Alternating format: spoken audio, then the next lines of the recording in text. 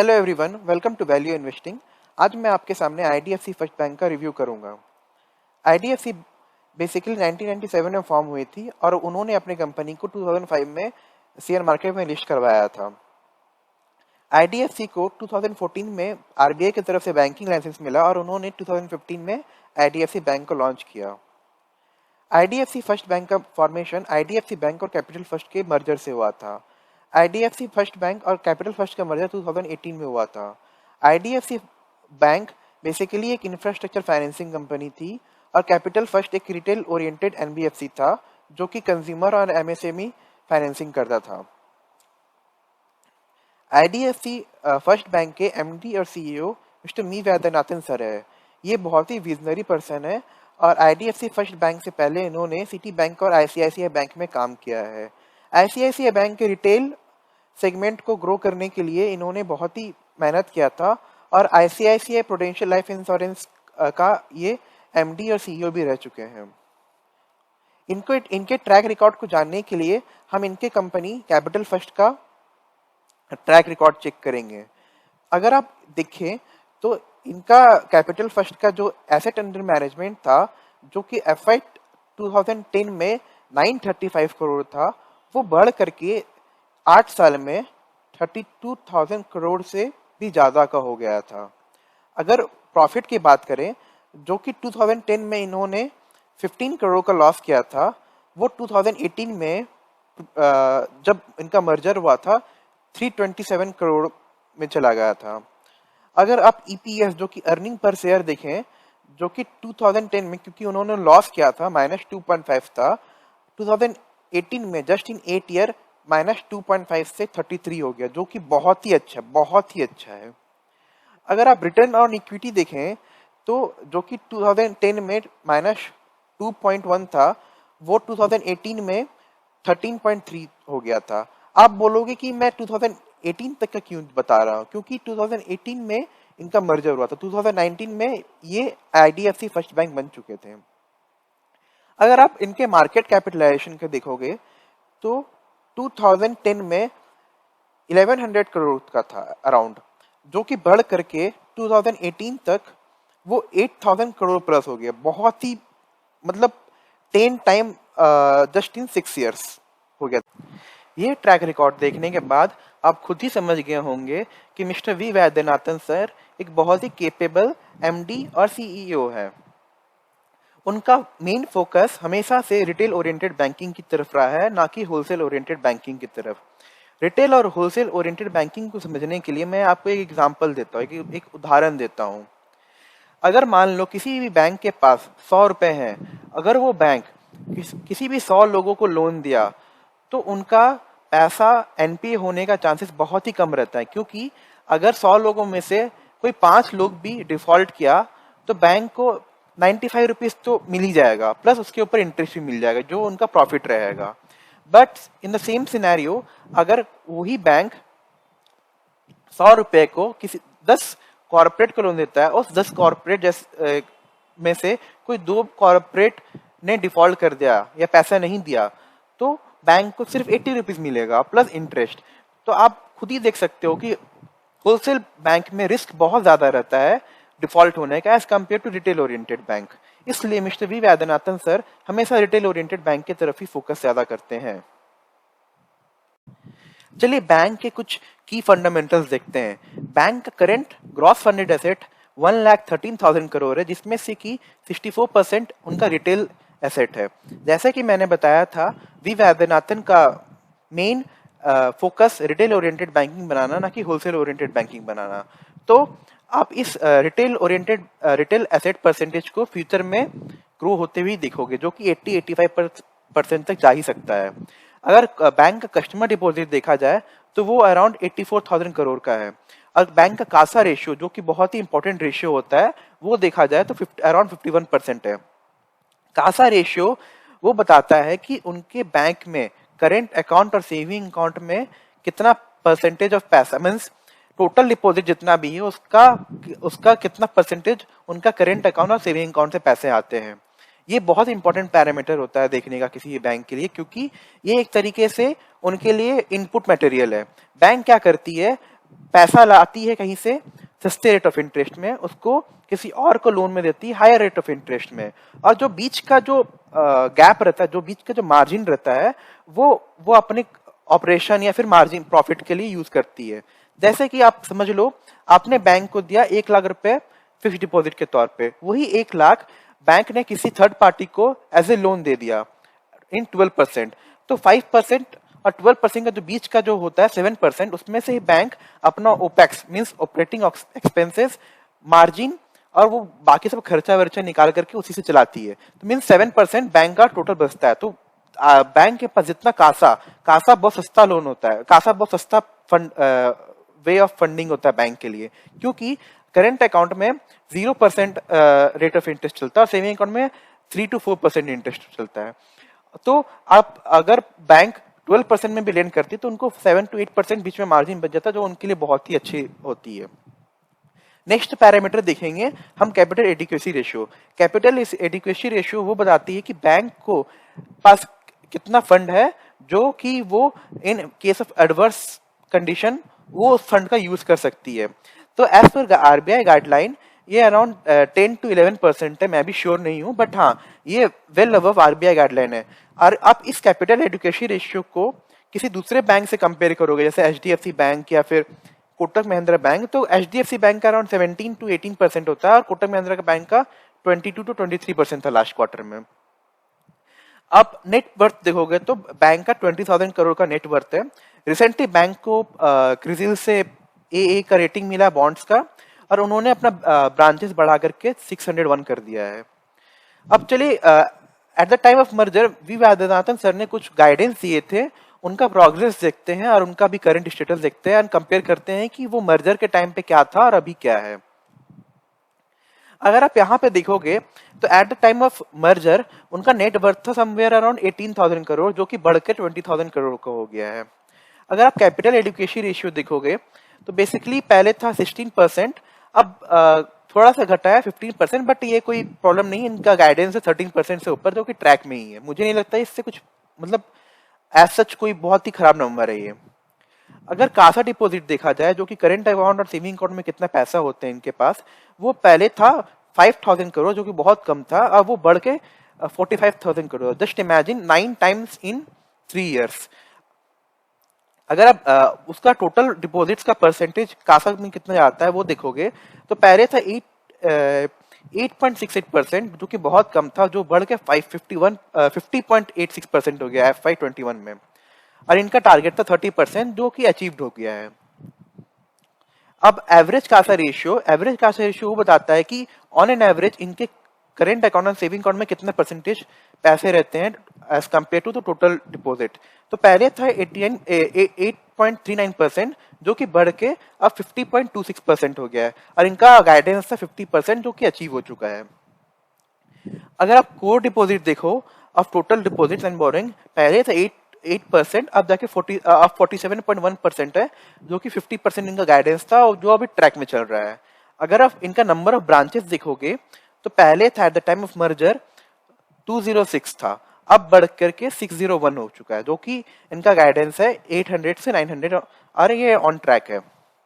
अब customer concentration मतलब total customer deposit का कंसेंट्रेशन घटाना है इनको,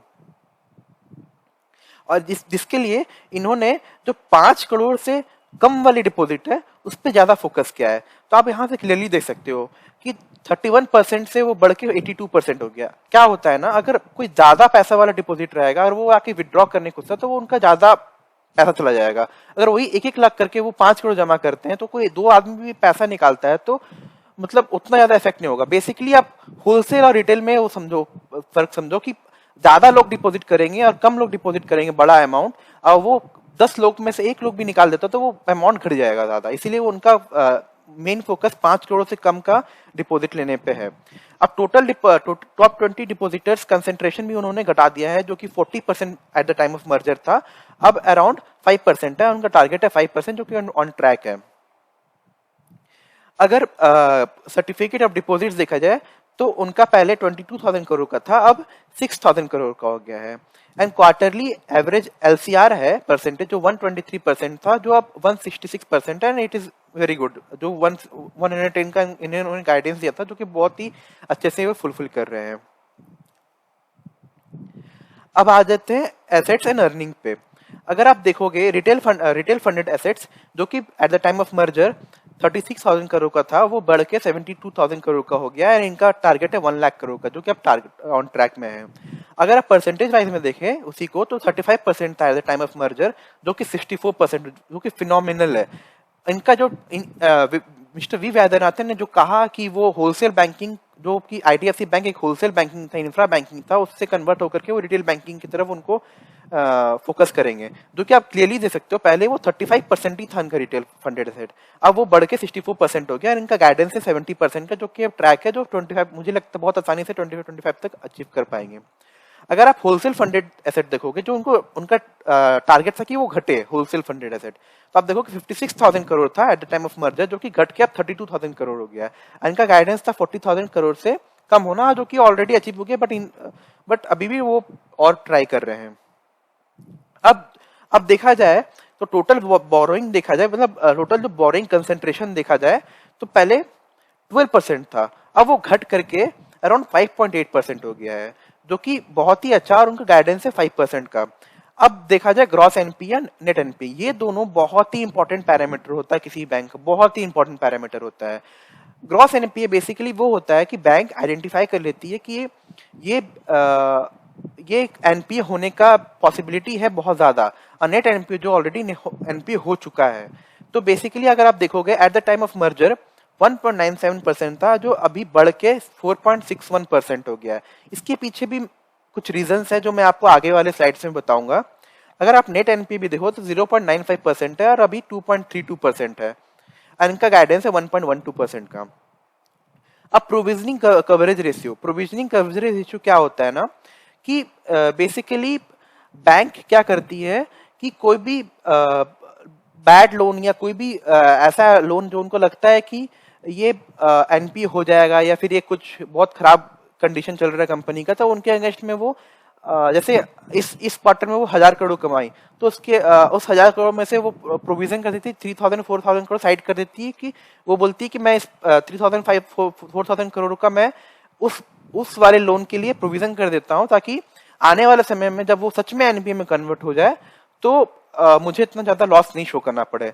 तो वो अगर आप प्रोविजन कवरेज रेशियो देखोगे, तो अराउंड ऐसे वैसे एसेट का 51% इन्होंने ऑलरेडी कर दिया है, जो कि थोड़ा सा घटा है as compare to last quarter, but इसके पीछे भी कुछ रीजन है, जो मैं आगे वाले साइड में बताऊंगा। इनका टारगेट है 70%, जो कि ऑन ट्रैक है। अब अर्निंग्स में आते हैं।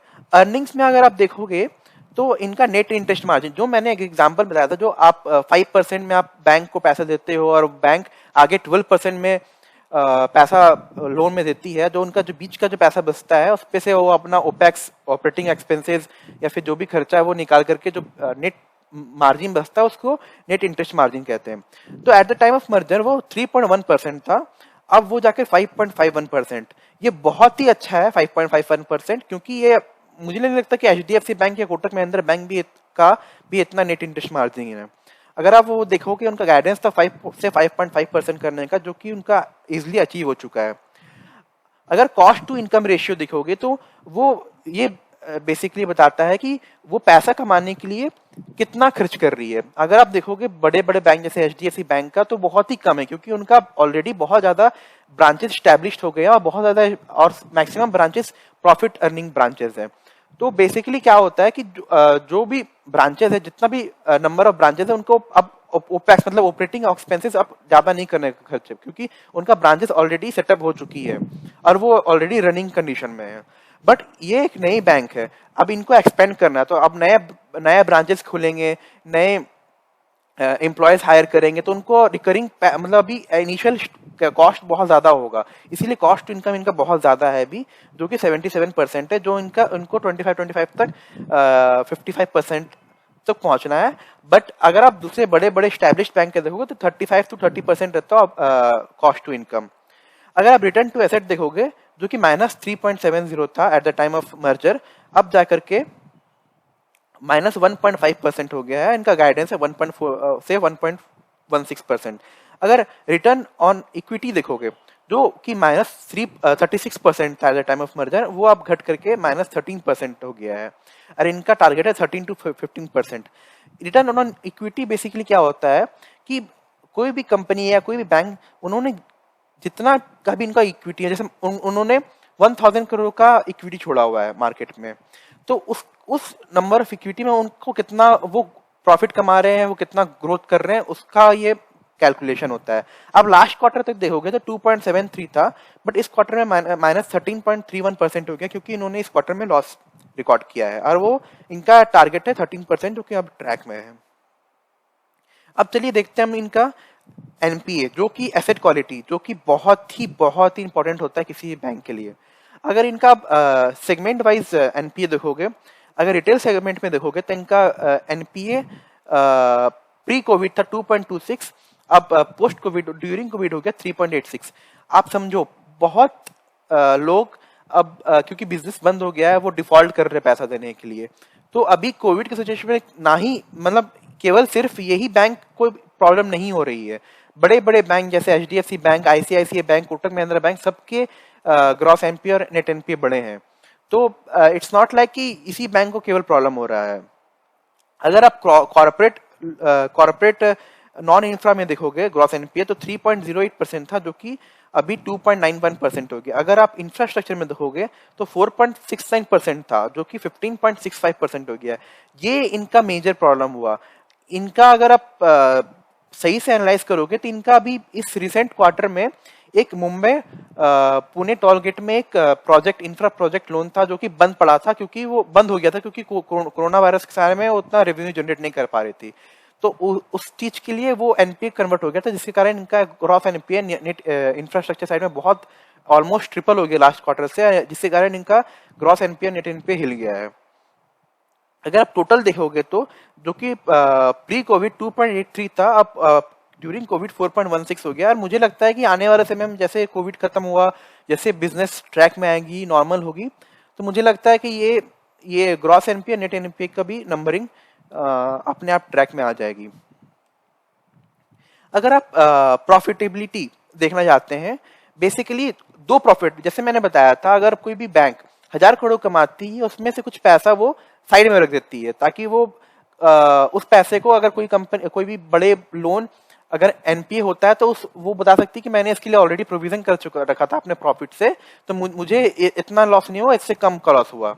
तो बेसिकली अगर आप कोर प्रॉफिट विदाउट प्रोविजनिंग, जिसको पीपीओपी बोलते हैं, प्री प्रोविजनिंग ऑपरेटिंग प्रॉफिट, मतलब कि जो कोर प्रॉफिट बैंक आप देखोगे from 2019 to till first quarter of 2021, वो बहुत ही अच्छे तरीके से ग्रो हुआ है, जो कि 276 करोड़ था eight the time of merger, अभी जाकर के अराउंड 601 करोड़ का हो गया है। अगर आप वही नेट इंटरेस्ट मार्जिन देखोगे eight the time of merger 1.84 था, अब जाके 5.51% हो गया, जो कि बहुत ही अच्छा होता है। अगर इस बैंक का केवल एक ही प्रॉब्लम है, वो है लीगेसी लोन।